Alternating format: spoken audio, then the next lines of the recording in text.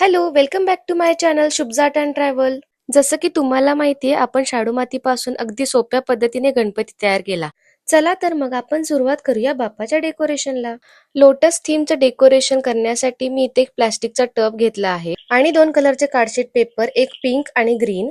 सगळ्यात आधी मी पेटलचा आकार कट करून घेतला आणि त्याचप्रमाणे 16 ते 17 पिंक पेटल्स आणि 6 ते 7 ग्रीन लीव्स कट करून घेतले. आता या पेटल्सला थोडा नॅचरल लुक यावा यासाठी त्यांना पेस्टल कलरने थोडी शेडिंग केली.